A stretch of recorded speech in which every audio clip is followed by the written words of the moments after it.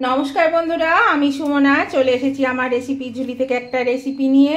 আশা করি আপনারা সকলে ভালো আছেন, সুস্থ আছেন। তো আজকে আমি আপনাদেরকে দেখাবো ইলিশ মাছের মাথা দিয়ে পুঁই শাক চচ্চড়ি। তো এখানে আমি 500 পুঁই শাক নিয়ে নিয়েছি। দেখুন কত কচি শাকটা, ভীষণ কচি, একদম কচি।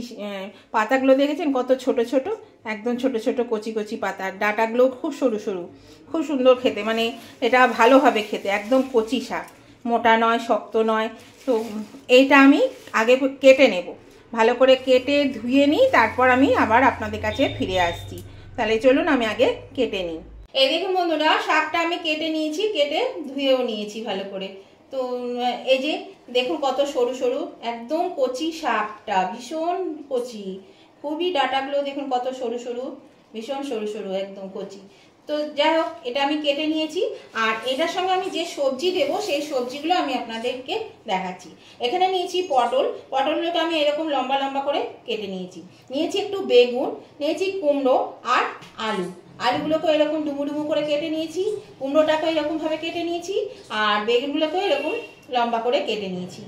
তো আপনারা আপনাদের পছন্দ মতন সবজি দেবেন।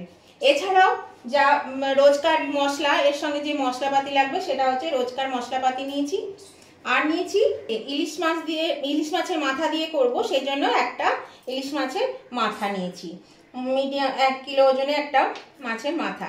তো এর মধ্যে আমি খানিকটা নুন আর খানিকটা হলুদ দিয়ে দিলাম, দিয়ে আমি এটা মাখিয়ে নেব। মাখিয়ে আগে মাথাটা ভেজে নেব। তাহলে চলুন আগে আমি ইলিশ মাছের মাথাটা ভেজে নিই। দেখুন বন্ধুরা, আমি কড়া বসিয়ে দিয়েছি, কড়াতে তেল দিয়ে দিয়েছি। তো এবার আমি মাথা দুটো ভেজে নেব।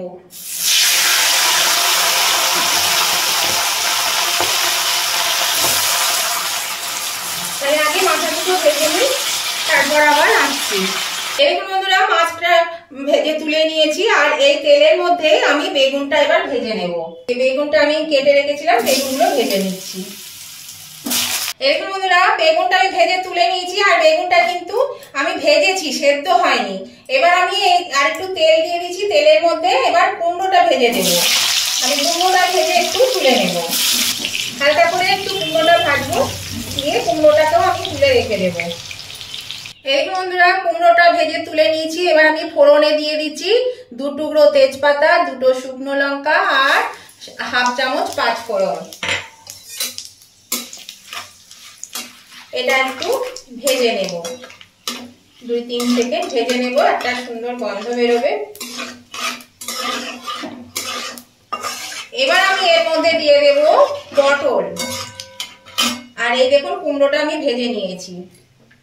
এর মধ্যে আমি এবার দিয়ে দিচ্ছি পটলটা আগে দিচ্ছি, কারণ পটলটা ভালো করে ভাজা হয় না, সেই জন্যই পটলটাকে আমি আগে দিয়ে দিলাম। পটলটা 2-3 সেকেন্ড ভাজার পরে আমি আলুটা ছেড়ে দেবো। এই বন্ধুরা, পটল আর আলু আমার বেশ ভাজা হয়ে গেছে। এবার আমি এর মধ্যে একে একে মশলাগুলো দিয়ে দেবো। এখানে নিয়েছি 1/2 চামচ আদা বাটা, এখানে দিয়ে দিলাম আদা বাটা। এখানে নিয়েছি 1 চামচ পেঁয়াজ বাটাটা দিয়ে দিলাম। এটা দিয়ে আমি এবার একটু নেড়ে নেব। এবার দেব এখানে 1/2 চামচ আদা বাটা। এখানে নিয়েছি 1/2 চামচ লঙ্কা বাটা, সাথে যেহেতু লঙ্কা ঝালটা বেশি খাটে না, সেই জন্য 1/2 চামচ নিয়েছি। এবার দিয়ে দেব জিরে গুঁড়ো 1 চামচ, ছোট চামচের 1 চামচ, ধনে গুঁড়ো 1 চামচ, দিয়ে দেব হলুদ গুঁড়ো, দিয়ে দেব নুন। এটা দিয়ে মশলাটা একটু ভালো করে কষিয়ে নেব। প্রথমে দিয়ে দিচ্ছি সামান্য একটু জল, যাতে মশলাটা পুড়ে না যায়, সেই জন্য সামান্য একটু জল দিয়ে দিলাম। এবার মশলাটা একটু ভালো করে কষিয়ে নিচ্ছি। এই বন্ধুরা, মশলাটা আমার কষানো হয়ে গেছে। এবার আমি এর মধ্যে দিয়ে দিচ্ছি কেটে রাখা শাক। এই শাকটা দিয়ে একবারে ধরবে না, আগে একটু দিয়ে দিলাম। এবার ঢাকা দিয়ে দেব, ঢাকা দিয়ে আবার আমি একটু হেজে যাবে শাকটা, তখন আমি আবার বাকিটুকু দিয়ে দেব। কড়াটা ছোট, সেই জন্য শাকটা একবারে ধরবে না। শাকটা দিয়ে কিন্তু এগুলো সবজিগুলো মশলাগুলো একটু মাখিয়ে নিতে হবে এইভাবে। দেখুন এইভাবে মাখিয়ে নিলাম। এরকম বন্ধুরা আমি ঢাকাটা খুলে দিলাম, দেখুন কতটা ভেজে গেছে দেখুন। এবার আমি বাকি শাকগুলো দিয়ে দেবো এর মধ্যে। এটা একটু নেড়ে চেড়ে দিলাম, আর অল্প একটু আছে এটাও আমি এর মধ্যে দিয়ে দিচ্ছি। এবার এটা দিয়ে আমি আবার ঢাকা দিয়ে দেব। এটাকে একটু নেড়ে দিই, উল্টে পাল্টে দিই, নিচেগুলো ওপরে দিয়ে দিই, তাহলে তাড়াতাড়ি হয়ে যাবে। তো নতুন বন্ধু যারা এখনো আমার চ্যানেলটা সাবস্ক্রাইব করেনি তারা কিন্তু অবশ্যই আমার চ্যানেলটা সাবস্ক্রাইব করে আমার পাশে থাকবেন, আর পাশে থাকা বেলটা অবশ্যই ক্লিক করে দেবেন। তাহলে পরে যখনই আমি নতুন নতুন ভিডিও আপলোড করব সাথে সাথে নোটিফিকেশন আপনাদের মোবাইলে পৌঁছে যাবে, আর সবার আগে আপনারা আমার ভিডিও দেখতে পাবেন। আর আমার পুরাতন এবং নতুন উভয় বন্ধুদের কাছে অনুরোধ, দেখতে দেখতে যদি এখনো পর্যন্ত লাইক দিতে ভুলে গিয়ে থাকেন তাহলে প্লিজ লাইক বাটনটা একটু প্রেস করে দেবেন। তাহলে পরে আপনাদের একটা লাইক আমাকে এগিয়ে নিয়ে যেতে অনেকটা সাহায্য করে। আর আজকের এই রেসিপিটা আপনারা সবাই করে থাকেন, তবে আমি দেখুন আজকে কত সহজ সরল ভাবে খুব কম মশলা দিয়ে করলাম। সেটার জন্য যদি আপনাদের খুব ভালো লেগে থাকে, পছন্দ হয়ে থাকে, তাহলে পরে অবশ্যই কিন্তু আপনাদের বন্ধু বান্ধব আত্মীয় স্বজন সকলের কাছে একটু পৌঁছে দেবেন। তার জন্য কি করতে হবে, প্রচুর পরিমাণে শেয়ার করে দিতে হবে। আর কেমন লাগলো আজকের এই রেসিপিটা আপনাদের সেটা জানাতে কমেন্ট করতে ভুলবেন না। অবশ্যই কিন্তু কমেন্ট করে জানিয়ে দেবেন আজকের এই রেসিপিটা আপনাদের কেমন লেগেছে। আর আপনাদের একটা কমেন্ট আমাকে পরবর্তী রেসিপি বানাতে অনেকটাই কিন্তু উৎসাহিত করে। আর আপনাদের মিষ্টি মিষ্টি সুন্দর সুন্দর কমেন্টগুলো পড়তেও খুব ভালো লাগে। তো দেখুন আপনাদের সঙ্গে কথা বলতে বলতে এটা কিন্তু নাড়াচাড়া হয়ে গেল। আর ইলিশ মাছের মাথা দিয়ে পুঁই শাক চচ্চড়ি খেতে কিন্তু খুবই ভালো লাগে, ভীষণই প্রিয়, সবারই কিন্তু খুব প্রিয়। এই দেখুন আবার আমি এটা ঢাকা দিয়ে দিচ্ছি মিনিট 5-এর জন্য। এই দেখুন বন্ধুরা আমি 10 মিনিট পরে ফিরে এলাম, ঢাকাটা খুলে দিয়েছি। আর মাঝে কিন্তু আমি এগুলো 2-3 বার নেড়ে চেড়ে দিয়েছি। তো দেখুন আলুগুলো কিন্তু সেদ্ধ হয়ে গেছে, আলু পটল আর মানে 10% বাকি আছে, ডাঁটাগুলো 70% সেদ্ধ হয়ে গেছে। আর আমি কিন্তু জল দিইনি, এই শাক থেকে যে জল বেরিয়েছে সেই জলে কিন্তু সিদ্ধ হচ্ছে।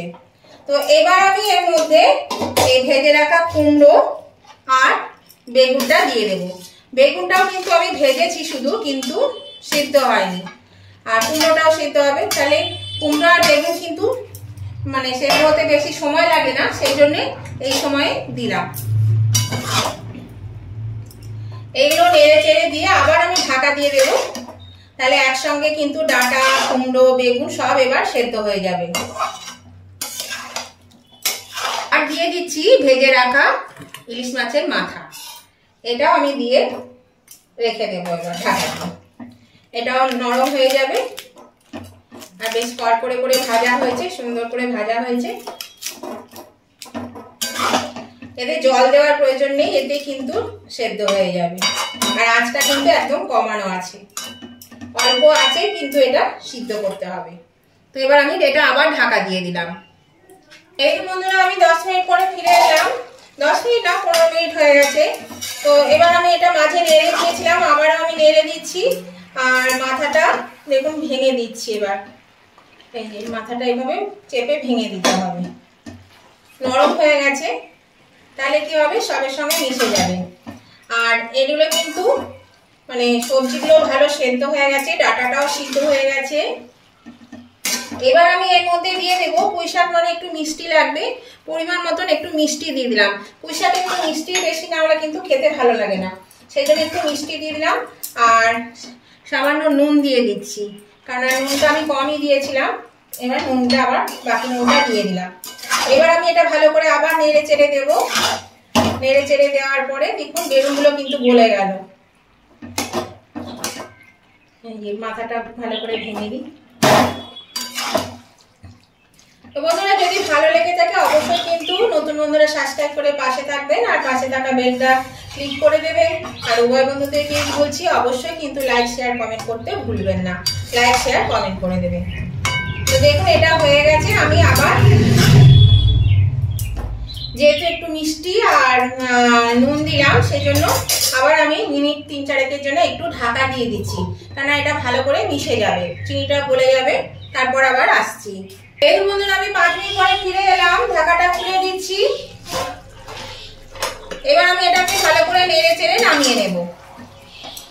একটু বাড়িয়ে দিই, এই যে একটু জল বেরিয়েছে, জলটা একটু মরে যাবে, আমি বাড়িয়ে দিই। 2-3 মিনিট বাড়ানো থাকলে কিন্তু জলটা শুকিয়ে যাবে। আর এই ইলিশ মাছের মাথা দিয়ে পুঁই শাক চচ্চড়ি খেতে কিন্তু দারুণ লাগে। আমরা তো ভীষণই ভালোবাসি। আপনারা কে কেমন পছন্দ করেন জানাবেন অবশ্যই, কিন্তু না করে খেয়ে থাকলে কোনোদিন তারা করে খাবেন। আর আমি খুব সহজ পদ্ধতিতে করে দেখালাম। দেখুন বেগুনগুলো একদম গলে গেছে, এত নরম বেগুন, বেগুনগুলো সব গলে গেছে। ঘাটাঘাটি হলে ওই জন্য বেগুনগুলো সব শেষে দিতে হয়, তাও দেখুন আছে কিন্তু গলে গেছে অনেক। তো 2-3 মিনিট পরে আমি এটা নামিয়ে নিচ্ছি। এই দেখুন বন্ধুরা আমি নামিয়ে নিয়েছি, এটা কিন্তু হয়ে গেছে। আর খেতেও কিন্তু খুব সুস্বাদু হয়। যদি না করে খেয়ে থাকেন কোনোদিন, তাহলে অবশ্যই খাবেন করে এরকম ভাবে খুব সহজ সরল পদ্ধতিতে আর খুব কম মশলায় কিন্তু আমি রান্নাটা করেছি। আপনারা আপনাদের পছন্দ মতো সবজি এবং মশলাপাতিও দিয়ে করতে পারেন। তো আজকের মতন আমি ভিডিওটা এখানেই শেষ করছি। আবার আমি নতুন ধরনের নতুন ভিডিও নিয়ে চলে আসবো আপনাদের কাছে। ততদিন আপনারা ভালো থাকুন, সুস্থ থাকুন। Tata, bye bye.